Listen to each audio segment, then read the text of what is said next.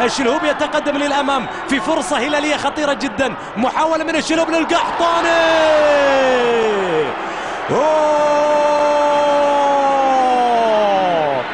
كرة مواتية للنجم الآسيوي الأول ياسر القحطاني، بالراس من القحطاني أخطأت مرمى الانتيف. شوف الشلهوب صانع العاب ولا في الأحلام، لعب الكرة عند ياسر القحطاني، لكن القحطاني كرة على طول تحولت لخارج أرض الملعب وضربة مرمى. بوبا شلوب يحاول يستعيد الكرة، لكن يا صاحبي الجسم مشكلة. ملعوبة للقحطاني، لصالح الهلال. يلعب الكرة عند ياسر القحطاني. القحطاني كنترول، أخذ الكنترول. لا تخليه ياخذ الكنترول، لا تخليه ياخذ الكنترول. أخذ له كنترول معنا جول. الكرة لصالح الاتحاد في الجهة اليمين.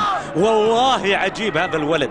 على كل حال الكرة لمصلحة الاتحاد، والطائي عنده 3 من 9 أو من 6 مواجهات، يعني مقطوعة من الخثران إلى ياسر القحطاني اللي يتراجع للحصول على الكرة بعد تغييب تام للقحطاني من دفاع الاتحاد. ضربة حرة مباشرة مخالفة لمصلحة ياسر القحطاني. عمر الغامدي حكم المباراة يطلب استرجاع الكرة لصالح الهلال.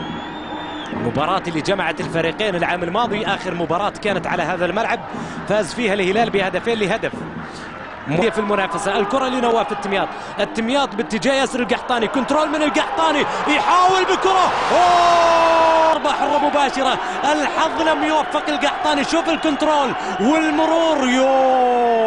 اسمح لي يونس محمود، إذا هذا مو أفضل لاعب آسيوي تاخذها عليه ولا إيه؟ ضربة حرة مباشرة للفريق الهلالي، ضربة حرة مباشرة لمصلحة الهلال. الخثران يغادر أرضية عالم كرة القدم السعودية. ياسر القحطاني يحاول يعدي، تمكن من المرور القحطاني في كرة